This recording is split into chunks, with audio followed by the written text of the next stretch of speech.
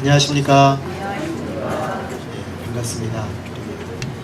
한 달 만에 모든 교회 가족들이 모여서 예배하는 복된 시간을 갖게 돼서 감사합니다. 오늘 우리 성가대에서 찬양 중에 누군가 널 위해 기도하고 있다. 우리 성도들이 또 우리 예수님이 우리를 위해 서로 기도해 주시는 그런 공동체가 되는 것도 감사합니다. 그 주님의 기도하시는 은혜를 생각할 때 힘들고 지친 가운데서도 다시 힘을 낼 수 있는 것을 고백합니다. 우리 옆에 계신 분들한테 좀 그렇게 말할까요? 힘을 냅시다. 힘을 냅시다.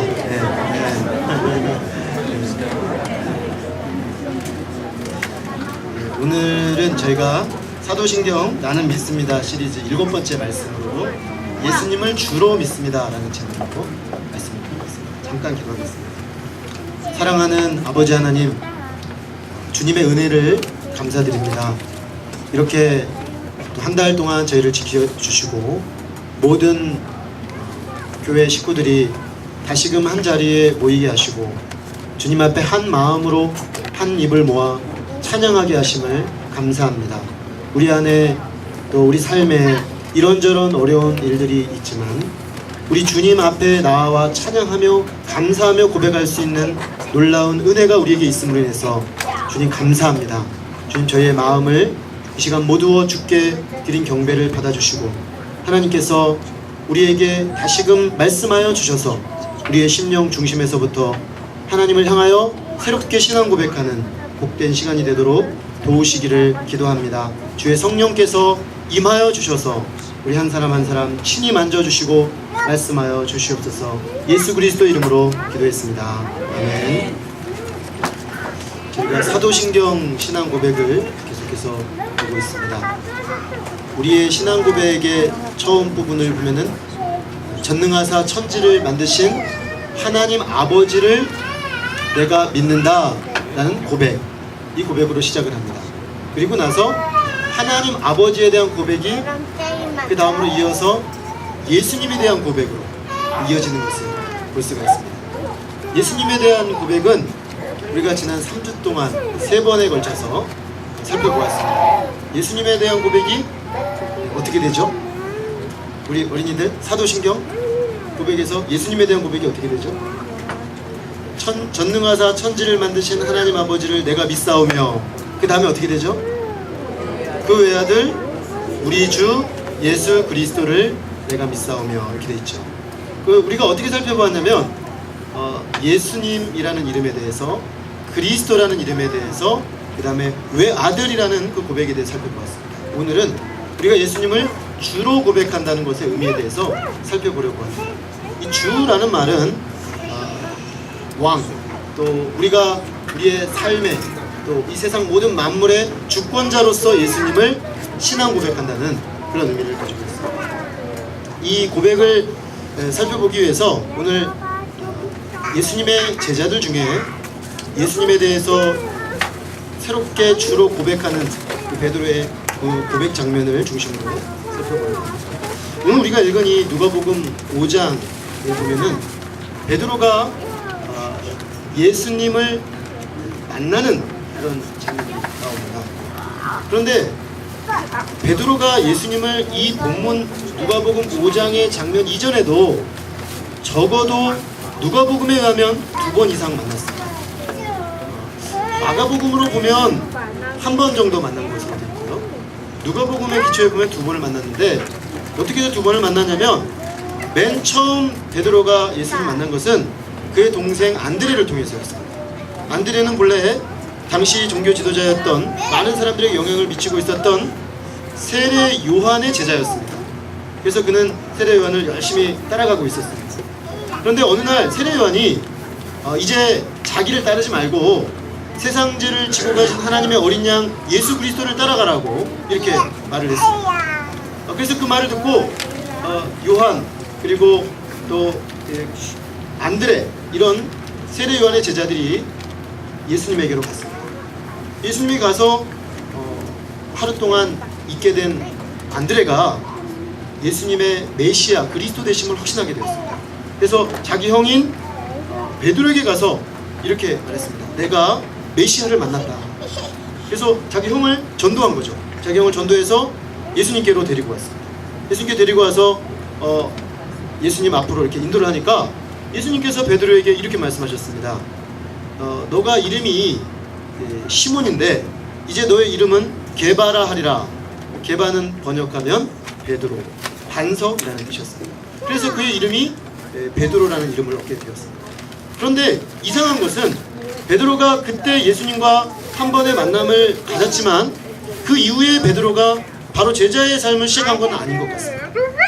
그리고 우리가 누가복음 오늘 본문 바로 앞구절에 보면은 두 번째 만나는 장면이 나오는데 예수님이 베드로의 집에 들어가시게 되었습니다. 베드로는 아마도 장모님을 모시고 살았던 것 같습니다. 그런데 그 집에 장모님이 열병을 앓아서 눕게 되었습니다. 너무 열병이 심하게 들어서 고통하고 있었는데 예수님께서 그 장모의 열병을 가라앉게 하시고 낫게 해주셨습니다. 그리고 그날 저녁에 예수님이 많은 사람들을 고치셨더라. 이런 장면이 나옵니다.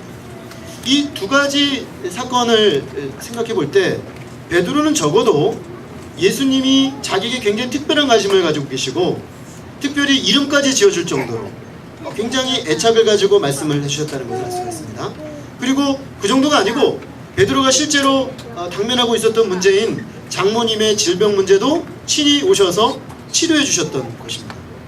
이쯤 되면 베드로와 예수님과의 관계가 뭔가 특별한 관계가 맺혀져야 될 것 같은데 오늘 본문에 나타나는 베드로의 모습은 전혀 그렇지가 않습니다.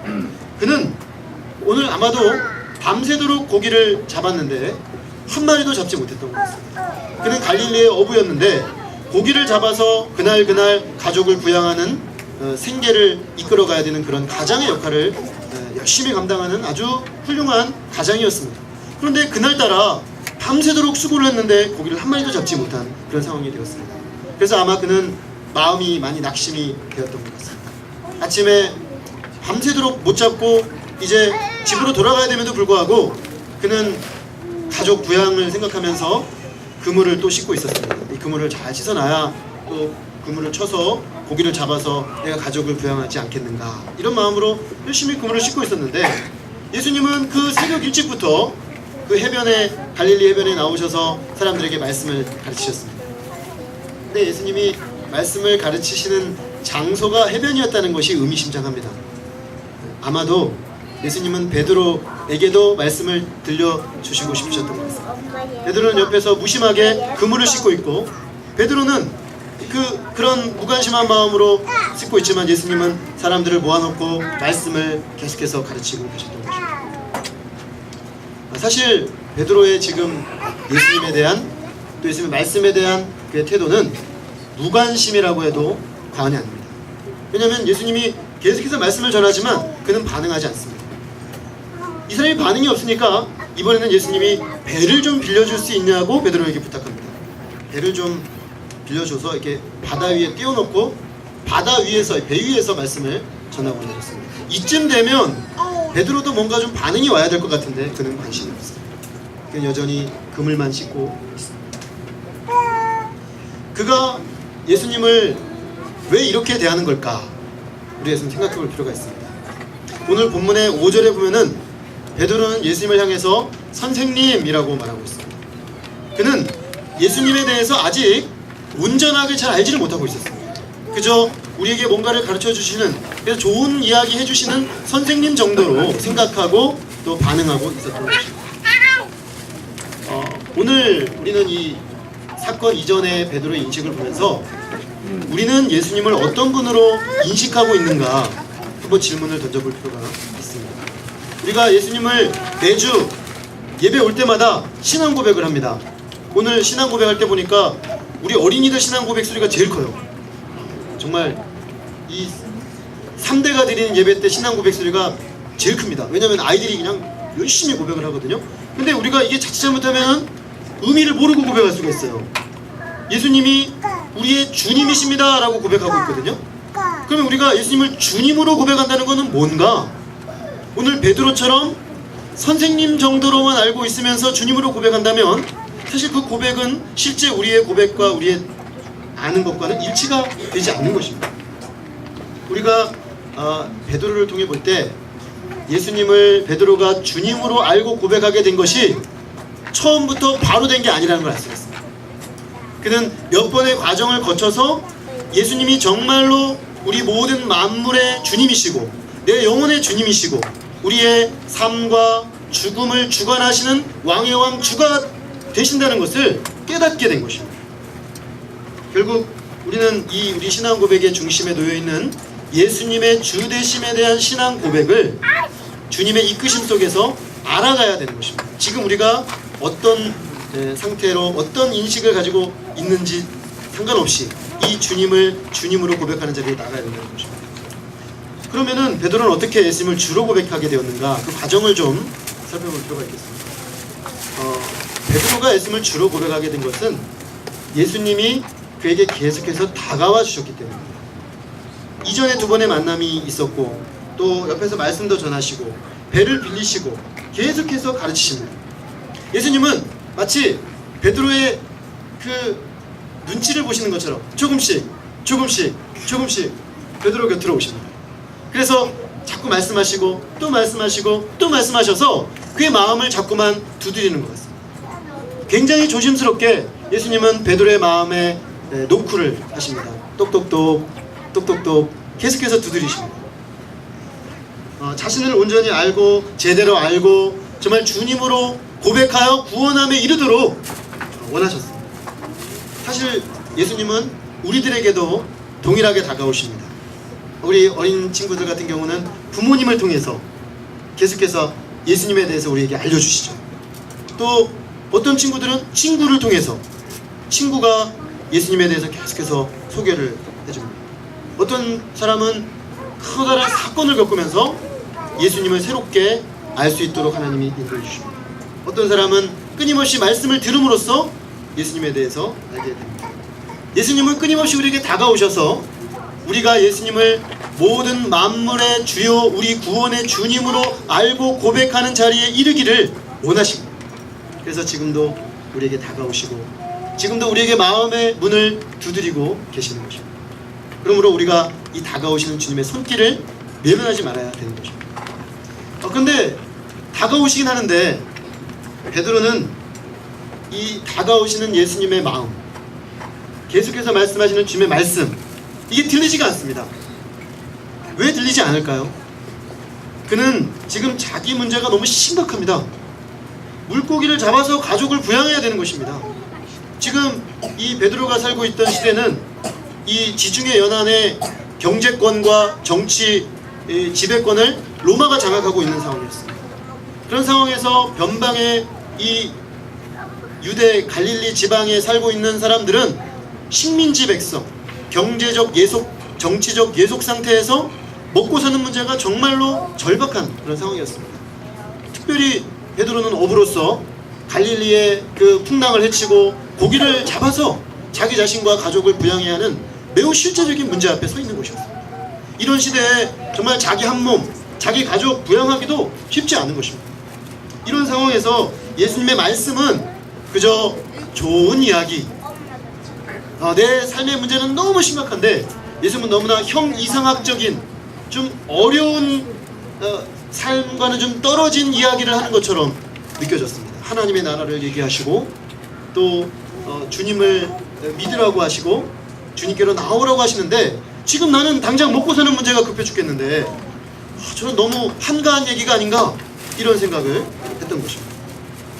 사실 많은 경우 우리도 예수님이 다가오시고 예수님이 말씀하시지만 주의 말씀이 잘 들리지가 않습니다. 내 마음에까지 와서 닿지를 않습니다. 그것은 내 실제 문제가 심각하기 때문이죠. 제가 생각을 해봤습니다. 지금 이 시간 우리 유치부 또 초등부, 유치부, 초등부 친구들의 실제 문제가 뭘까? 빨리 끝나는 것입니다. 잘 알고 있습니다. 빨리 끝나야 이게 지금 내 모든 문제가 해결되고 풀려나서 올라가서 친구들하고 노는 거죠. 지금 그 실제 문제를 해결해야 되는데 지금 목사님은 계속 심각한 얼굴로 뭔 얘기를 한단 말이에요. 그러니까 이게 안 들어오죠. 말씀이 잘 안 들어오죠. 그냥 막 올라가야 되는데 지금, 그죠? 우리의 실제 문제, 초등학생들의 실제 문제는 뭘까요? 아마 초등생들 되면 학교 공부 문제가 조금씩 생기죠.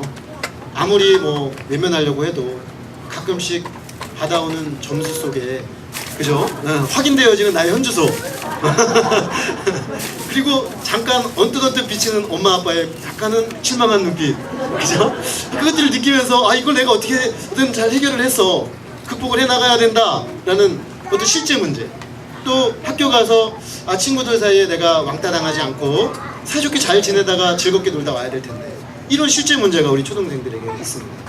우리 또 중고등생들은 만만치 않죠.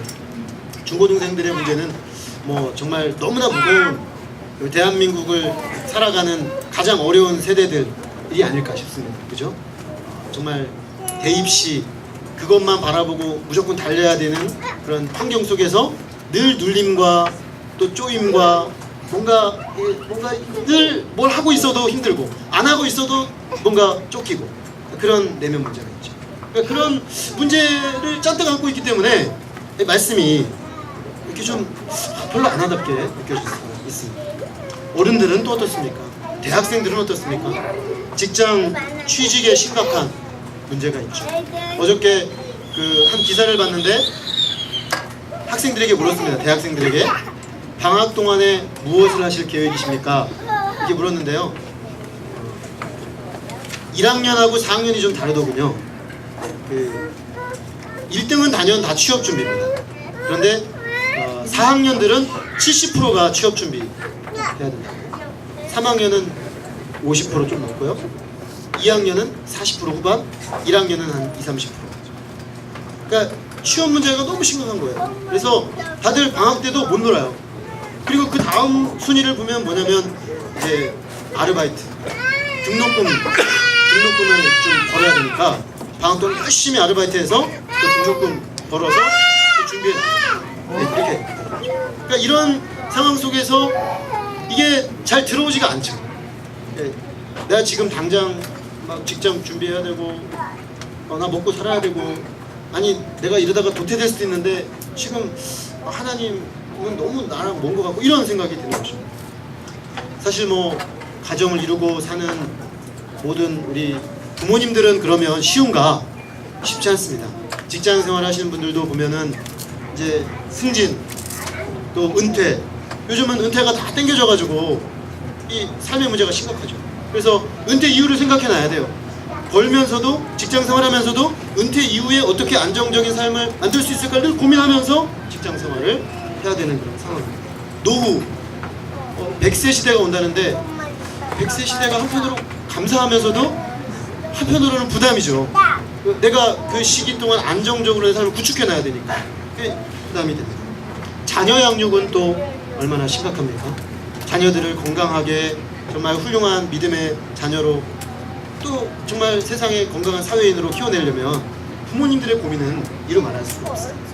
자, 이런 문제를 안고 살아가는 우리들에게 어쩌면 하나님의 말씀은 마치 베드로가 밤새도록 수고해서 정말 고기 한 마리 못 잡고 또 이 문제를 끌어안고 있는 베드로에게 주님의 말씀이 전혀 들러오지 않았던 것처럼 어쩌면 우리도 하나님 말씀이 내 마음에 와서 닿지 않는, 그저 저 멀리서 들리는 이야기처럼 들리기가 쉽다는 것입니다.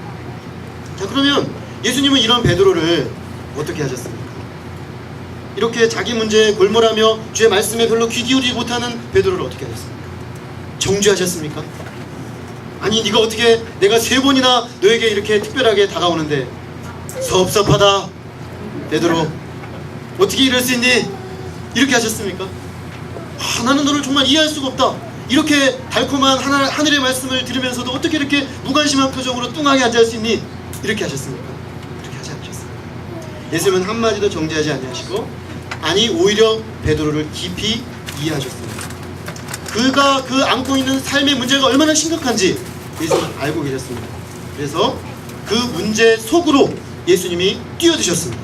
그리고 베드로와 함께 그 문제를 뛰어넘기를 원하셨습니다. 그래서 먹고 사는 문제, 삶의 문제 속에서도, 아니 그 먹고 사는 문제, 삶의 문제를 해결해 주시는 분이, 그것의 해결자인 주님이 바로 예수님이라는 사실을 깨닫게 하시기를 원하셨습니다. 그래서 예수님은 베드로에게 말씀하셨습니다. 깊은 데로 가서 그물을 내려 고기를 잡아라. 이 말씀은 우리가 많이 들은 말씀이죠. 베드로 입장에서는 좀 따라가기가 어려운 말씀입니다. 왜냐하면 베드로는 이때 약 30세가량 되었을 것인데 갈릴리 어촌에서 늘 자란 친구입니다. 그래서 이 갈릴리 바다의 성격에 대해서 또 고기를 잡는 기술에 대해서 누구보다 전문가로 자부하는 사람이었어요. 그리고 고기는 보통 얕은 곳에 있지 깊은 곳에는 별로 없습니다. 지금 이 예수님의 말씀은 베드로의 상식과 경험과 전문가로의 자부심에 배치되는 그런 말씀이었습니다. 그러면 예수님은 왜 이런 사실을 분명히 아셨을 텐데 그의 상식과 경험을 뛰어넘는 그런 말씀을 하시면서 그에게 초청하시는 거죠. 사실 여기서 예수님이 말씀하시는 깊은 데는 상식과 경험과 자기의 전문 지식으로 보면 고기가 없는 곳이지만 모든 만물의 창조주요 주님이신 주의 주권 가운데 보면 사실은 베드로가 주님의 권능을 경험할 수 있는 놀라운 자리였던 것입니다. 예수님은 베드로에게 지금까지 결코 가보지 않았던 세계, 말씀의 순종함으로 경험하는 세계로 나아오라고 말씀하는 것입니다. 그저 예수님을 말씀 가르쳐주는 선생님 정도로만 알고 있었죠. 그래서 지금 내 이 삶의 문제는 예수님하고 상관없다라고 생각했습니다. 베드로는. 그런데 지금 예수님은 지금 이 문제에서도 주님으로 다가오기를 원하신다고 말씀하십니다. 베드로가 30년 동안 잔뼈가 굵은 어부로 최고의 전문가고 최고의 경험을 가지고 있는 사람임에 불명하지만 이 모든 만물을 만드시고 물고기들에게 명하여 베드로의 그물로 투항하라고 명령하실 수 있는 전지전능한 주권자가 되신다는 사실을 그가 아직은 모르고 있었기 때문에 바로 그 사실을 인식하도록 돕기를 원하셨습니다. 예수님은 오늘 우리 가운데서도 우리의 문제 중심부에서 외치십니다. 주님 우리의 문제 중심부에서 말씀하기를 원하십니다. 그래서 우리는 생각합니다. 주님이 이 교회 안에서는 살아계신 것 같고 성경 안에서는 주님이 살아가신 것 같지만 지금 내 실제적인 삶의 문제에는 계시지 않는 것 같고 역사하시지 않는 것 같고 주관하시지 않는 것처럼 보이는데 주님 말씀하십니다. 아니 그곳에 주로 왕으로 오기를 원하시고 그곳에 다스리기를 원하시고 그곳에서 우리에게 말씀하기를 원하신다고 말씀하시는 것입니다. 우리는 종종 베드로처럼 예수님 생각합니다.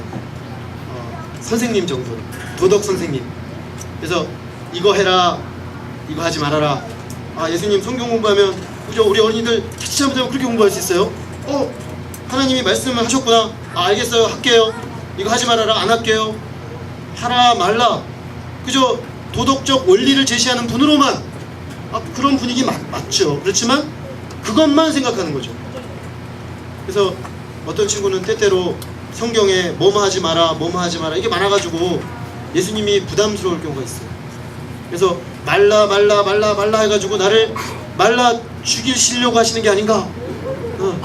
정말 이 말씀대로 살다가는 정말 이 생명력이 없는 말라 비틀어진 삶을 살지 않을까. 그래서 좀 예수님 거부감이 생길 수가 있어요. 또 어떤 경우는 나를 그냥 옥죄는 또는 내 삶의 문제는 무관심한 그런 분으로 생각하는 경우가 있습니다.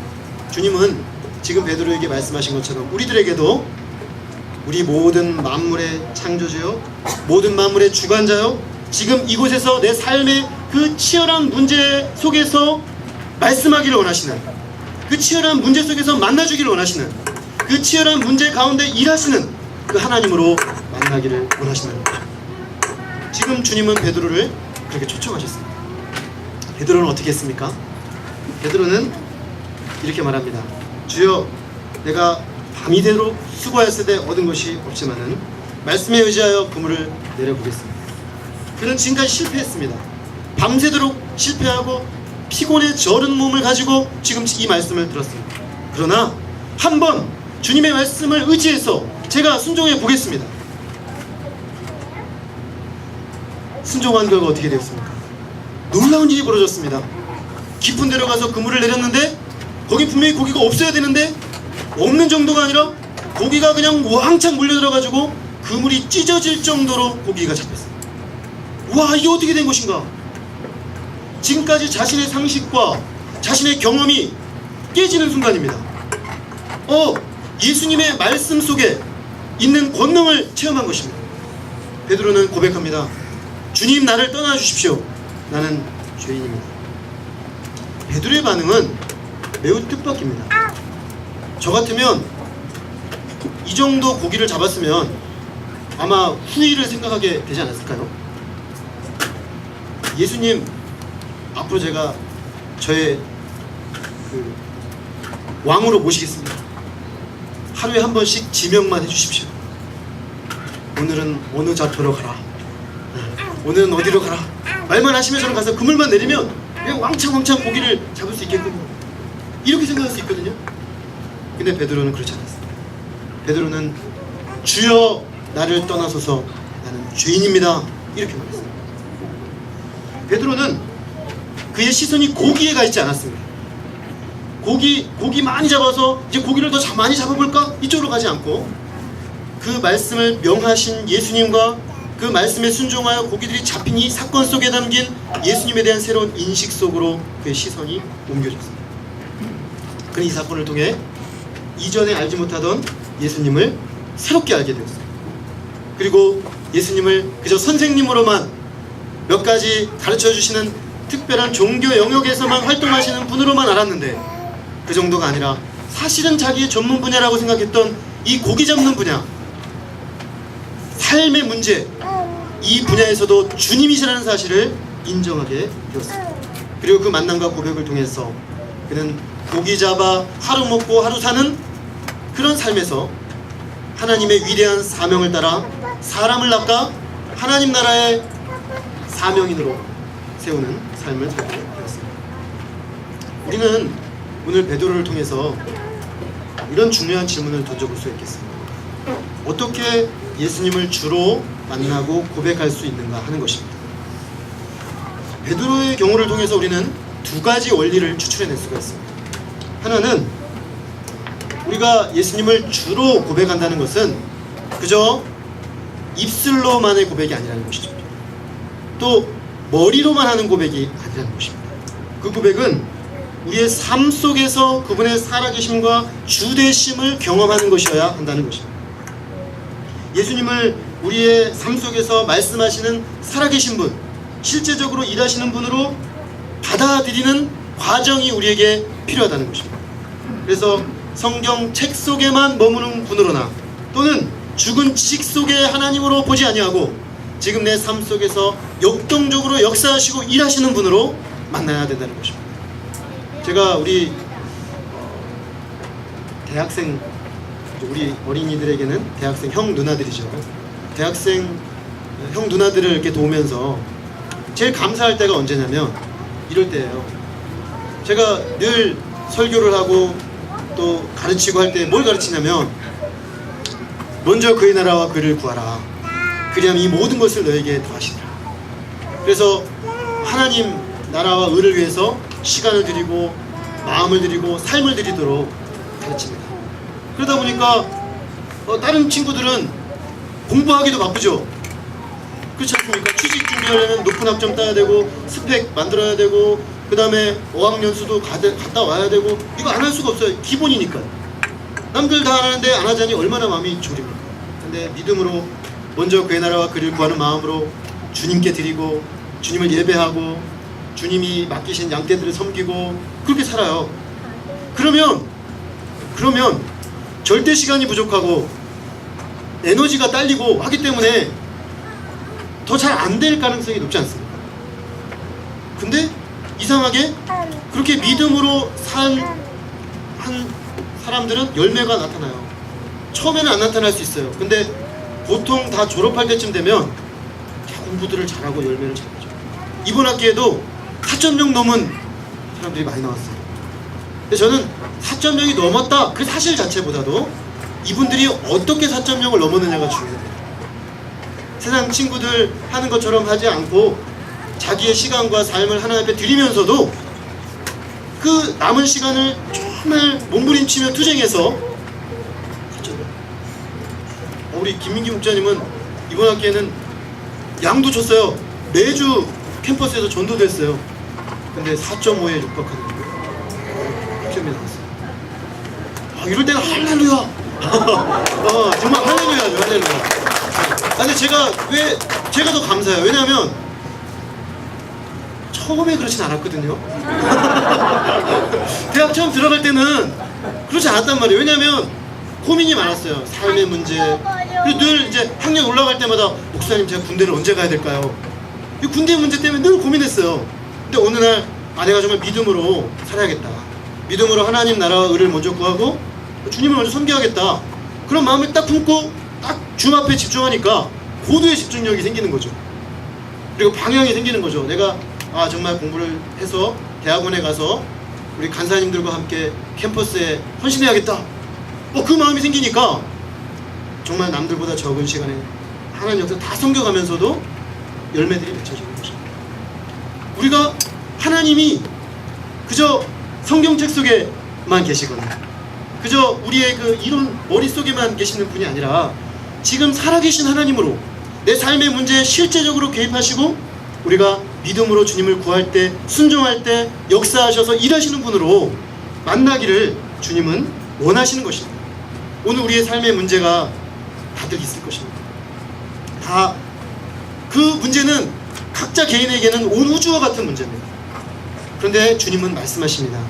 그 문제가 살아계신 주님을 만날 수 있는 기회라고 말씀하십니다.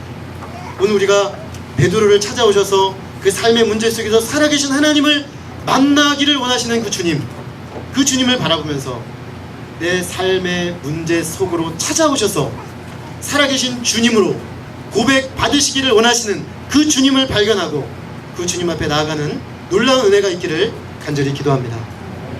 둘째로 삶 속에서 주님의 살아계심과 주되심을 경험하는 매개체가 뭐냐 하는 것입니다. 오늘 말씀해 보니까 예수님은 그 놀라운 능력을 경험하는 매개체로서 주의 말씀을 주십니다. 근데 이 말씀이 베드로 입장에서는 받아들이기가 쉽지가 않습니다. 왜냐하면 자기가 더 잘하는 것 같거든요. 우리는 종종 생각합니다. 이 문제는 예수님보다 내가 더 잘 알아. 이 문제는 예수님도 어찌할 수 없는 부분일 거야 라고 생각합니다. 그러나 그런 인식 자체가 예수님을 아직 주로 모르고 있다는 것입니다. 종교적 영역의 선생으로 축소하고 있다는 것입니다. 예수님은 우리 삶의 모든 문제를 가장 잘 아시는 분이십니다. 왜냐하면 우리를 창조하신 분이시기 때문에 인간의 체질을 아시는데 인간의 본질을 속속들이 알고 계시기 때문에 그분은 우리의 삶의 모든 문제 속에서 가장 놀라운 지혜를 공급해 주실 수 있는 분이십니다. 우리가 이 사실을 믿을 때 하나님의 말씀에 귀를 기울이게 됩니다. 하나님의 말씀이 그저 종교적인 몇 가지 계율을 말하는 것에 그친다라고 보는 사람들은 매일 일상 속에서 하나님의 음성을 들음으로 하나님의 지혜와 하나님의 능력과 하나님의 사랑을 덧입는 작업을 별로 대단하게 생각지 않게 됩니다. 그러나 주님이 사실은 우리의 삶의 모든 문제의 마스터키를 그분이 쥐고 계시다는 사실을 인식하는 사람은 주님의 말씀의 권위를 인정합니다. 왜냐하면 그분의 권위를 인정하기 때문에. 결국 베드로는 말씀에 순종함으로써 주님의 주되심을 경험할 수가 있었던 것입니다. 주님은 지금도 우리가 이 말씀의 실제적 능력을 경험해 보기를 원하십니다. 그래서 이 말씀으로 지금도 우리를 다스리시는 주님으로 우리에게 다가오기를 원하십니다. 유명한 복음 전도자인 D.L. 무디라는 분이 계십니다. 이분은 빌리 그레엄 목사님 이전에 가장 많은 사람들에게 복음 전도한 사람으로 알려져 있는데요. 근데 이분은 잘 아시다시피 초등학교밖에 나오지 않는 구두 수성공 출신이셨습니다. 그런데 사실은 본인이 배운 게 많이 부족했기 때문에 설교를 할 때 가끔씩 영어 철자를 많이 틀렸다고 합니다. 이제 꼭 그런 걸 콕 집어서 얘기하는 사람들 있잖아요. 그래서 목사님 철자가 틀렸어요 이렇게 얘기를 들을 때가 많았습니다. 근데 이분이 그럴 때마다 당신은 그렇게 완벽한 철자로 얼마나 많은 영혼에게 전도를 했소? 이렇게 말했다고 합니다. 참, 근데 실제로 그분은 남들보다 부족한 것처럼 보였지만 하나님께 능력 있게 쓰임 받았습니다. 근데 이분이 이렇게 능력 있게 쓰임 받을 수 있는 비결이 있습니다.